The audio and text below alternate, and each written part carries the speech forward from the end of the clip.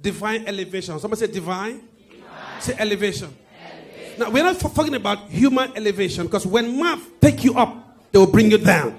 But when God lifts you up, no man can bring you down. Can I get some amen, somebody right here? I remember I told you, we just finished our 3 days of prayer and fasting, and I told you that anytime people put a full stop to you, that's the beginning of a new sentence for God. So it means therefore here, is anybody here that understand that where man stop, that's where God starts from? So there's,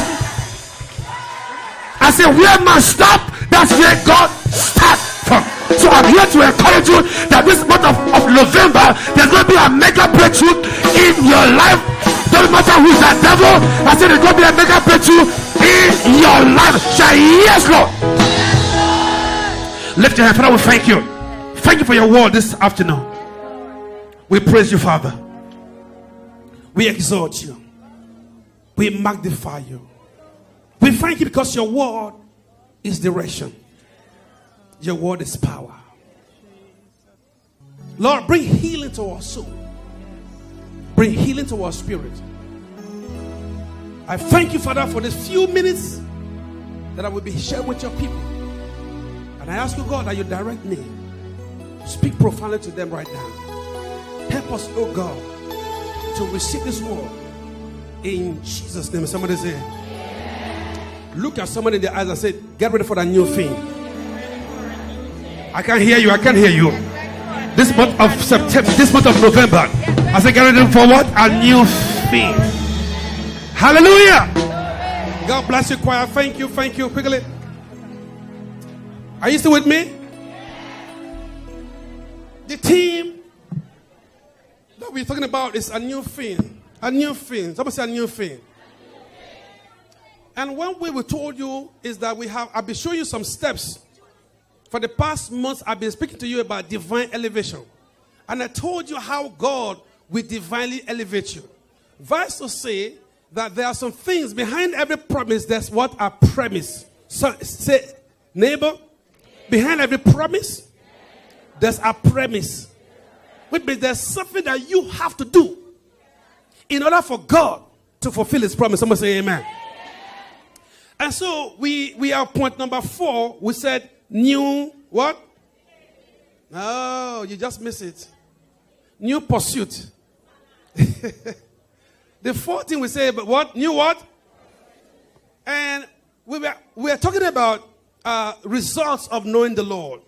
Results of knowing the Lord. Quickly, just want to rush through that. The first one, new personality, new heart, new principle. We are talking about new pursuit. Somebody say new pursuit. Now, one of the results of knowing God, we said before, is worthy conduct pleasing to God. Amen? Worthy conduct, what? Pleasing to God. That's to say, the Bible speaks about in Colossians 1 verse 10, so that you may walk worthy of the Lord unto what? Pleasing. Which means you must make sure that your walk is towards pleasing God and not to man. Somebody say amen. Number 2, we said number 2, good works what? In a what? Fruitful life. That's to say, I've told you before, listen, your good works don't save you, but you are saved unto good works. Somebody say amen. It means your salvation must produce good works. Somebody say amen. Dr. Cole and the team, they are producing good works. This is what salvation does. If you are really saved, you'll be concerned about humanity and not just yourself. Somebody say amen. Number three, we say one of the results of knowing God is what? Increase in what? In the knowledge of God. Why? Because knowledge is power. The more you know of God, the more you are able to flow and get your breakthrough. Someone say amen. And so it's very important that you and I must increase in our knowledge. You can't be the same Christian for the past 5 years. All you do is just shouting, jump up and vomit. There has to be a change. Hello, somebody. Stop and say, get ready for some change. Watch this. Bible speaks about, it says, when I was a child, I spoke what? As a child. You can't be talking like a child for the past five years. And you expect God to give you a man blessing. Hello, somebody. Number 4, quickly, just rushing. Number 4, we said ascension of spiritual power. That's some of the results of knowing God is ascension to what? Spiritual power. The Bible says again in Colossians 1 verse 11, it says full of strength in the measure of the great power of his glory, so that you may undergo all troubles with joy. When you have power, you undergo troubles with joy. Someone say amen. You see, when you don't have power, you complain about every single thing. Someone say hallelujah. That's to say, you undergo all troubles with joy. Because why? The power that's available to you. Someone say hallelujah. The last one we say, thanksgiving to God the Father. Some of the results of knowing God, thanksgiving to God the Father. Colossians 1 verse 12.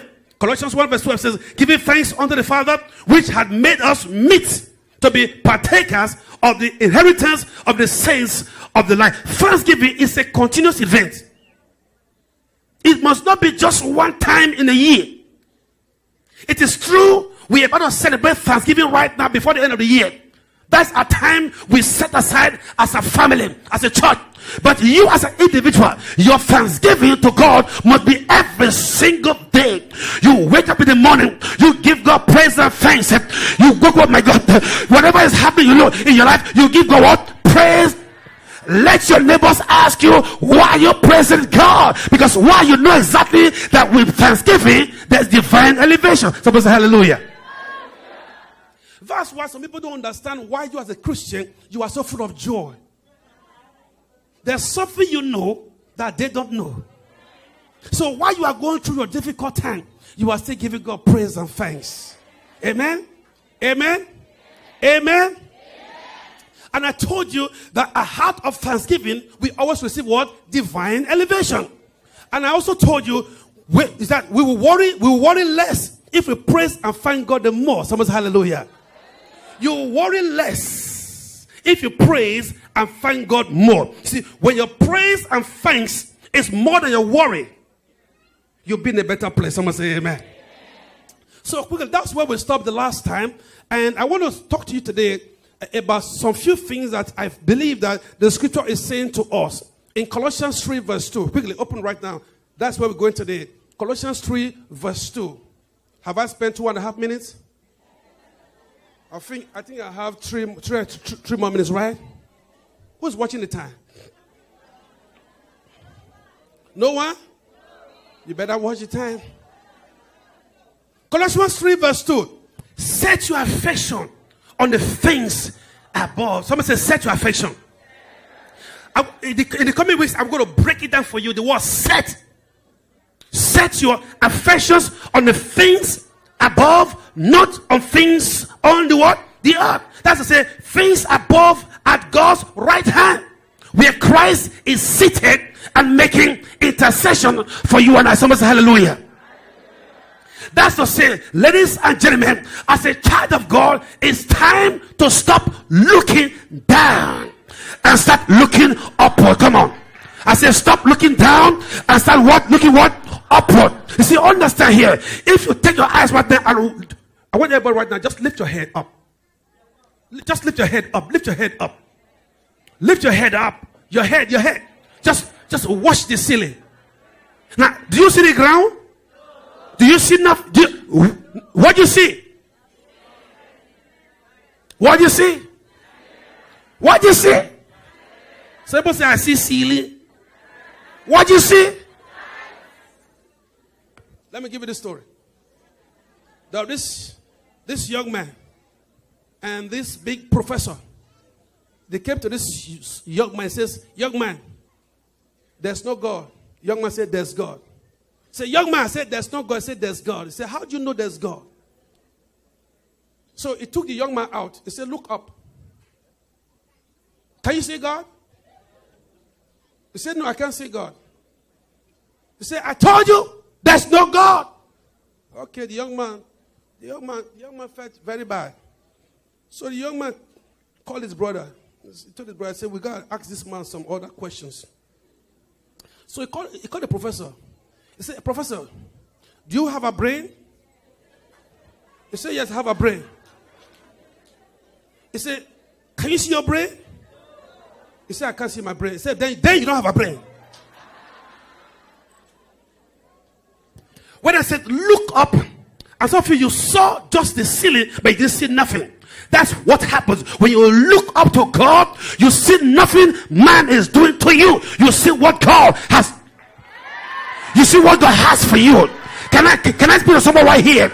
You see, understand, to set your affection on the things above, it means therefore you don't got concerned about what happens here. You are concerned about what God is doing. The Bible says, set your affection where? On the things above. You see, that's to say, whatever you are doing here on earth must be heavily bound. If it's not heavily bound, it can't touch God. People do things for all kinds of things, for all kinds of reasons. But unless you do it unto God, unless it's heavily bound, there's no reward. And that's why as a church right there, God wants me to warn you right there to get your ass together, because it's time for the church to get to understand whatever we have here, right here, it will pass away. Something greater is on the horizon. Today, as we celebrate the body of Christ, it's time for us to reassess our lives. It's time for us to have a stock taking. Take yourself. I work in a superstore years back in Nigeria. We have time for stock taking. Once the stock taking is exercised, we shut down the store because it takes time to go in the storeroom and check every single package. And believe you me, when we go to the store, we find some package empty, some cartons empty. The things are gone. That's why sometimes what you have in the record is different from what you have in the reality. You see, understand, every time as a Christian, you must have the time to take a stock of your life, if you are going the right way of God or not. The church has to wake up and do some stock taking. Say, neighbor, get some time of stock taking. I know this kind of message is not message for hallelujah and praise God, but I must get my tithes and offering today.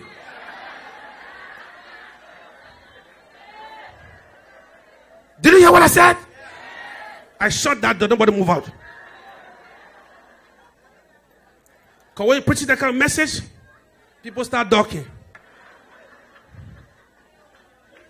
I love you, I love you, I love you, I love you. Look at me and say, I love you, bye, bye, bye. But I gotta tell you the truth. Amen? Amen? Now, I told you last week, what are the things that we have to look above? Number one, our home. Someone say, our home. I told you that last week, our home. It's very important.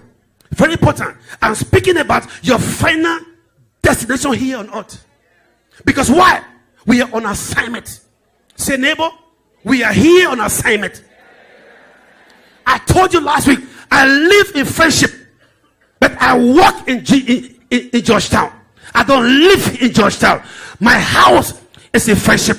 So when I come to Georgetown, I get busy quickly and I get out. Oh, somebody. See, many of us, we come as if this is our final place. I'm telling you, there's a final place for you called heaven. And God is about to do something for someone right here. I know right now, your life don't go the way you want it. But if your affection is upon God, you will surely make it to the end.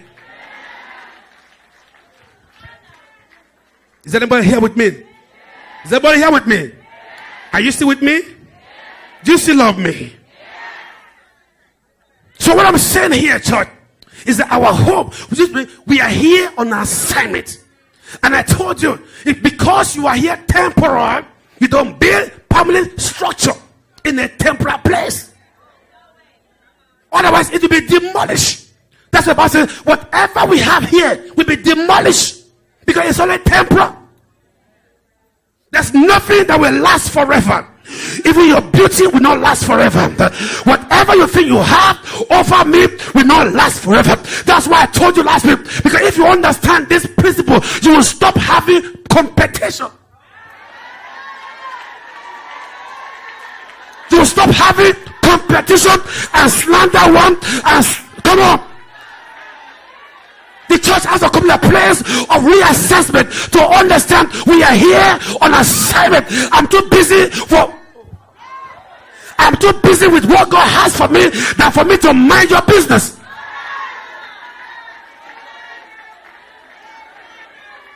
Stop saying, neighbor, I'm here on assignment. So if I don't mind your business, just know I'm not so concerned about you. I have an assignment from God, and I don't. Watch me, watch me. You have to understand this, church. This is a wake-up call. This is a wake-up call for the church of God. The time is running out fast. And I believe in my heart that it's time for church to wake up and understand that we are not here forever. We are here on assignment. And so I don't want nobody to cause me to miss my assignment. I told you, anybody around you that's not adding value to your life, get them out. I said, get them out. I'm tired of anybody just holding it power. I have to go forward because I have an assignment. I have a plane to catch. Oh, don't slow me down, baby, because my assignment is unto heaven. Say yes.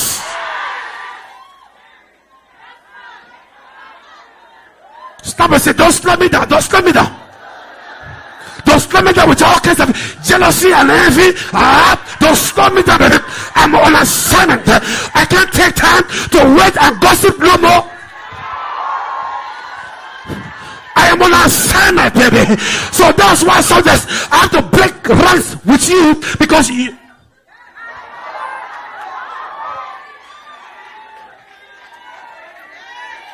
When you understand that your home is in heaven, you don't waste time here.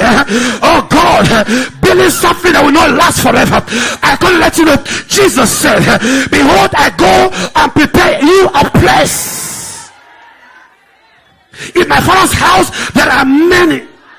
The word marshal means there are many opportunities. That's why, baby, you don't have to envy nobody in these last days. Just trust God, believe God, put your eyes on God, and God will prepare a better home for you. I say for you. I say for you. I say for you. Lift your hand and say, yes. Say yes. Say yes. Stop and say there's a better place for you. See, listen, Pastor, do you want God to come now? No, I don't want God to come now. Pastor, are you ready? No, I don't want God to come now, but we need to get ready. Our home is not here. Our home is not here. There's something that tells me that we have lost our affection. The Bible says, put your affection, set your affection on the things above. That's to say, begin to take your eyes away from what you see in the natural right now. This is around you, they won't last forever. That's why, my God, if you pursue beauty, your beauty will fade away. I don't care how much makeup you make up. I don't care how much hairstyle you buy from China, oh God, or from Brazil. There's no way it can stop you from aging because you can't live here forever. You won't shout now. You won't shout now. I come in hard now. I come in hard. You won't shout now.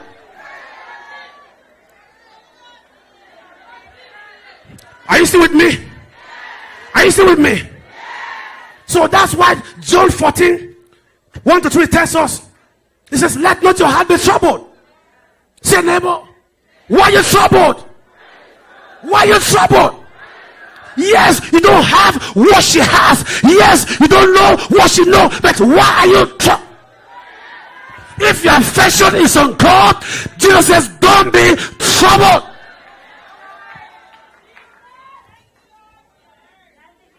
I don't have the nice house like you, and so what? I don't drive the car like you, and so what? I don't have the dress like you, and so what? I don't have the hairstyle like you, and so say yes.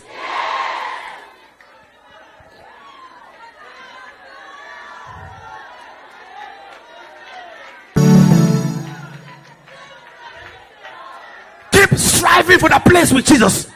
Keep striving for a place with Jesus. He said, I go to prepare you a place. To a place. So where you are right now is only temporary.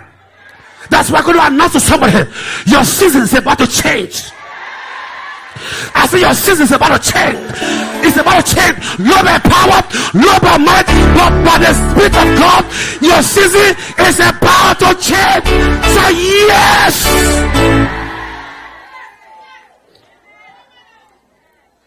So my home is not here. I don't dwell on what I see now. If you can have it, that's okay. Have it. If you can get it, go ahead and get it. But don't do it at the expense of destroying somebody else.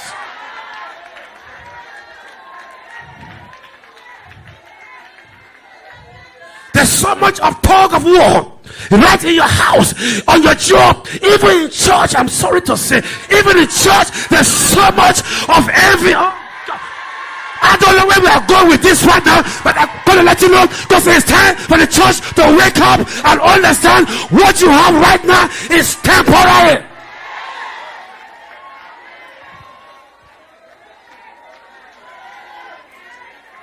Touch your neighbor and say, "Let me alone."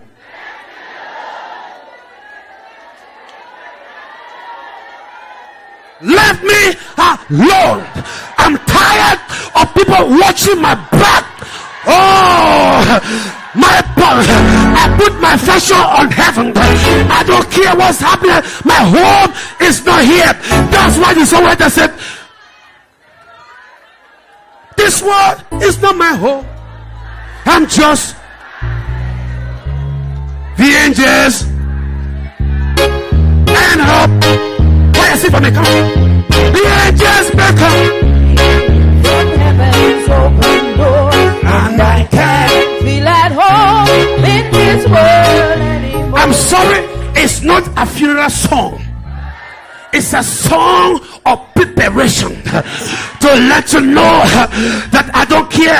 Maybe people watch you and they mock you and they spite you, they laugh at you, they don't know. Your eyes is not on the end. Your eyes is on God. Put your eyes on God.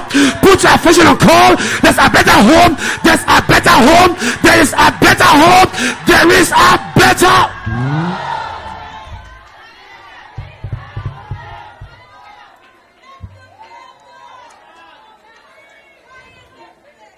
So don't make yourself too comfortable. Say, neighbor, don't make yourself too comfortable.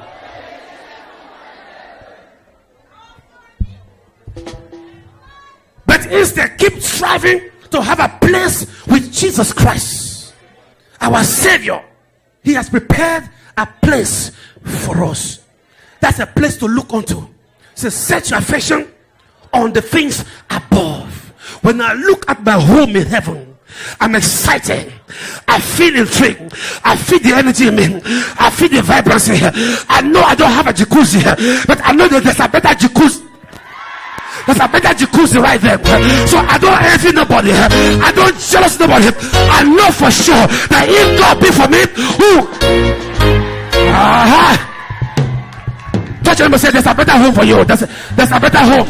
There's a better home. There's a better hope for you. There's a choir. There's a better hope. 5 more minutes are close. I told you 5.5 minutes. I just spent half a minute. How many minutes I have? 5 more minutes. So with this in mind, having realized that there's a better whole, with this whole understanding, your nature changes. Your whole mindset changes. Amen? You start having the spirit of competition and start having the spirit of complimenting. Are you here? Is anybody here with me right now? We move away from a spirit of slander. I must destroy you for me to be lifted up. That's the way of man. When God lifts you up, no man can stop you. When God loves you, He will kill people for you. You don't have to do it by yourself because God has the power to fight His battle. The Bible says the battle is not yours, but the battle is the Lord. So yes, somebody here. Watch this. I'm going to close right now. Close. Some of you are tired. I'm going to close with this. So with this in mind, ladies and gentlemen, you stop fighting over positions.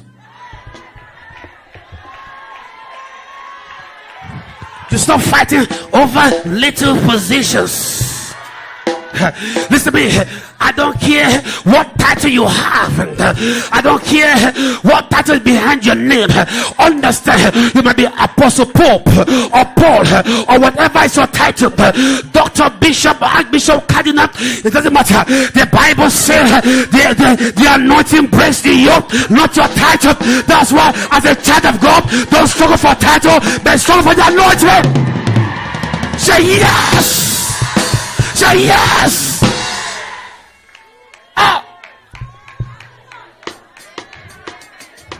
I made up my mind because I just told myself I will not let nobody stop me from getting to my destination. I'm here on earth an assignment. I may make some mistakes here and there. I get up back. The Bible says a righteous man will fall 7 times.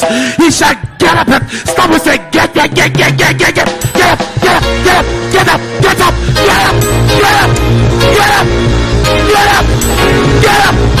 Say yes. Sit down. I'm going to give you one more. I will close with this. Bible says we should look, set our affection on the things above. To partake in the Lord's communion, you have to realize this earth is not your home. You are just passing through. Stop allowing things to tie your spirit up. Stop allowing people to stop you. I'm tired of people trying to interrupt and interdict. The devil is a liar. I hear God to tell somebody, I don't know who put a full stop in your life, but there's a new sentence. There's a new sentence that God is about to bring up in your life. It's a new season. It's a new day, a new hour. Someone like, yes, Lord. Say, yes, Lord. Sit down. The second thing I want us to look at, Colossians 3 verse 2 says, set your affections on things above, not on things on the earth. Second thing, our head. The first thing I said, our home. Second one was our head. I close with this. I'll give you the next 3 sometimes. Some say our head. What do I mean by our head? Do I mean your head? Do I mean the wig on your head? What do I mean by our head?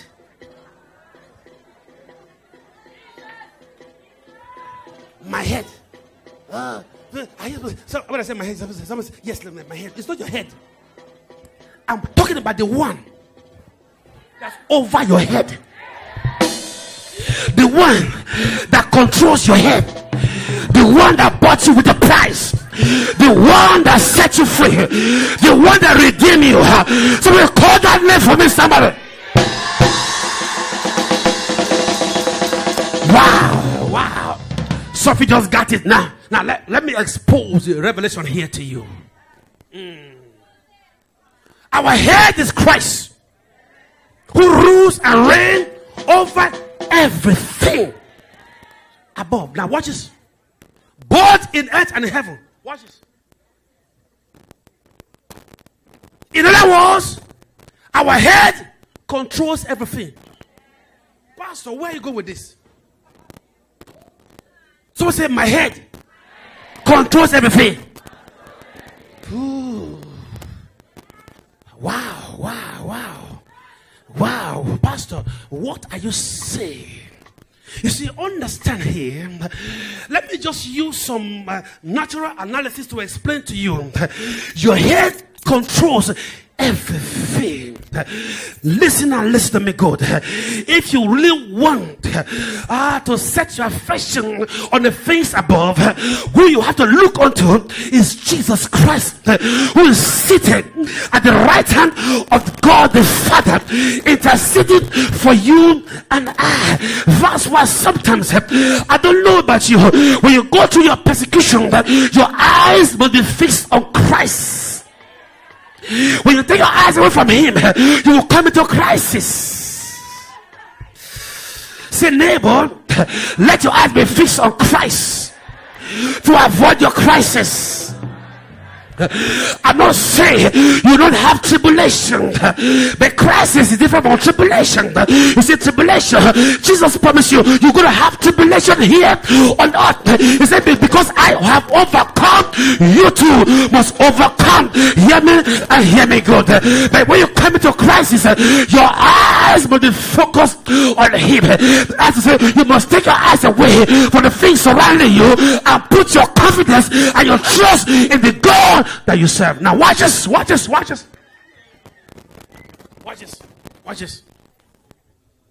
want to use natural analysis. Let's assume here that your father or your mother is a chef. Is a chef at a restaurant or a hotel, and he or she is in charge of the cooking department. And you pay a visit to that hotel or restaurant. I'm submitting to you that it will be demonic for you to be in that restaurant or that hotel and be punishing and be starving when your father or your mother is in the kitchen. Hear me and hear me good. Two things. You are either starving because you are not looking to your father, your mother in the kitchen, or you are looking to the security guard.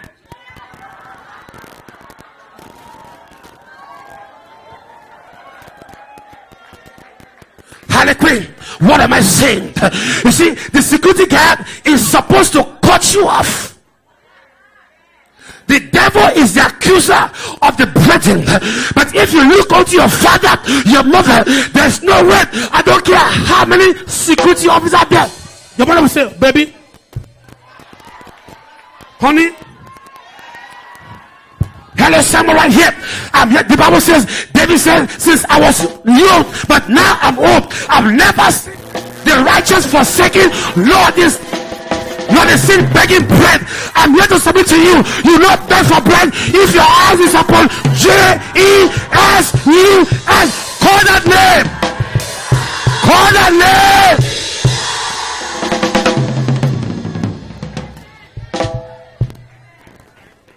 Watch this. Watch this.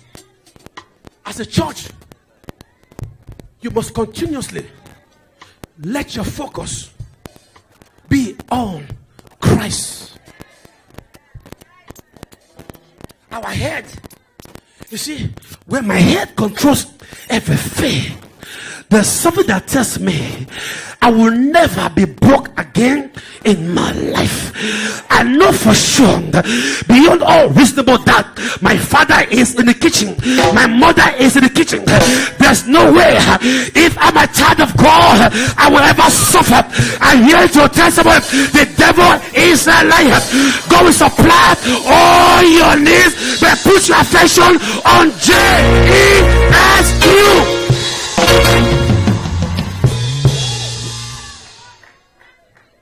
I'm going to close, man. I'm going to close. Some of you are tired. I'm going to close. See, unless we come to realize this truth. What truth? What truth? That our walk with God, we risk the chance of focusing on the wrong personalities in our life. Hence, we are constantly being bombarded by Satan with lots of worries, fear, and unresolved anxiety. Are you there with me, church? I'm close with this right now. The reason why, see, unless you come to this concept, Bible says we should set our affections on the things above. When I look at the things above, I saw my Jesus. I saw my Redeemer. I saw my Savior. I saw my healer. I saw my protector. I saw my deliverer. I saw the man who gave me life. That's why I'm telling you, no devil can plunge my life. No devil can take my life except God give the permission. My eyes is continually upon Jesus. Somebody say hallelujah. So I say, unless we come to this truth, we risk the chance of focusing on the wrong personality. Somehow like personality. Let me explain that and I'm close with that. Personality in our life. You see, understand, that's why we are being bombarded with all kinds of worries and fear and unresolved anxiety. Look at Ephesians. This is my scripture. Ephesians 1:21-23. Ephesians 1:21-23. Bible says, far above all principality and power and might and dominion and every name. The devil is about to be put to shame right now.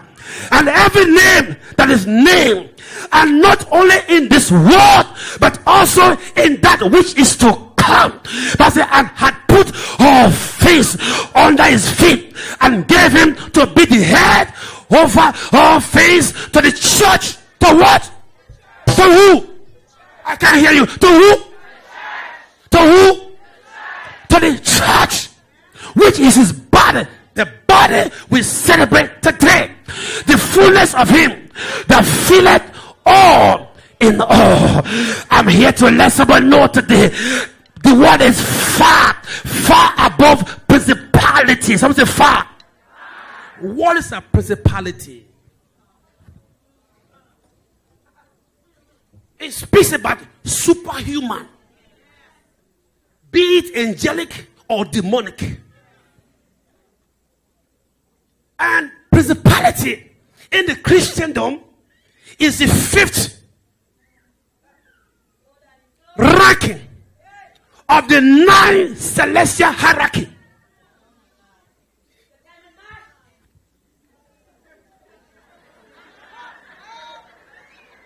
Principality in the Christendom is the 5th. Somebody say 5th. 1, 2, 3, 4, 5 of the 9 levels of the celestial hierarchy. And the Bible says the one that controls you is far, far, far above that principality. Verse to say there's no power that has enough potency to keep you bound, because when God is with you, no devil can stand your joy, can stand your breakthrough. Because why? Jesus is far, far, far, far, far. Oh, somebody said far. The man that controls you is far, far, far. It's time for someone to get up and rejoice in the name of Jesus Christ. Because you are not going down. You are not going down. I don't care how many open against you, how many people against you. I say you are not going down. Say yes. Say yes. Remain standing there close. Far, far, far.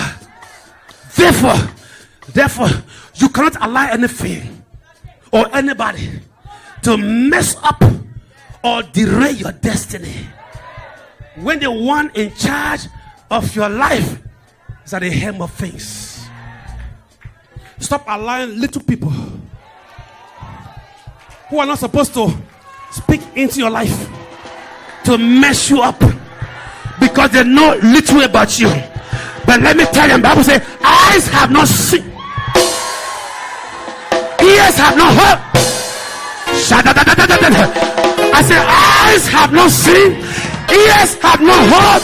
Look at the heart of men, what God has in store. Lift your hand and say, yes, God. Are you ready, church? I said, are you ready? Don't let nothing or anybody to mess up or derail your destiny. Holy Ghost, help me, Father. I don't know if there's anybody here today as you celebrate his body. Remember that you are far, far, far above. If I say above, what we say above? Shut above. Shut above. You see that little demon in your house? That devil in your marriage? Yeah. Oh, that pain in your body, that sickness, that financial problem, that's a fire. See, I don't read Bible too fast. I read very slowly. You can read fast. I don't read fast. Fire.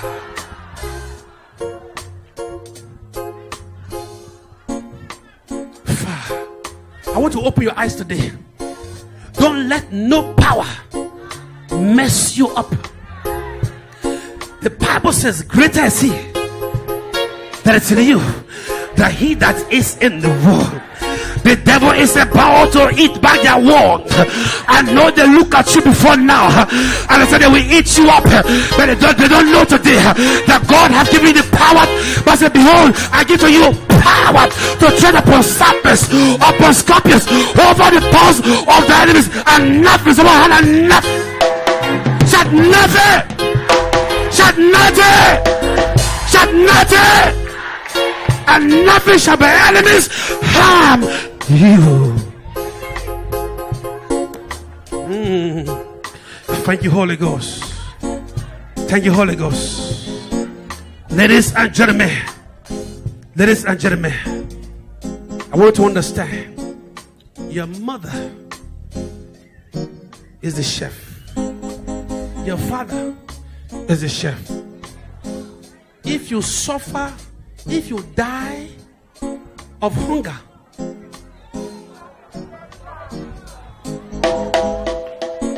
if you die of hunger, two things are responsible.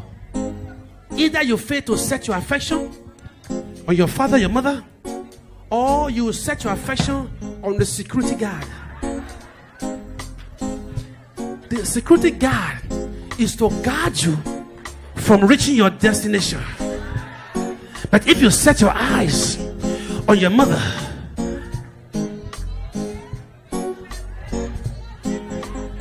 you will eat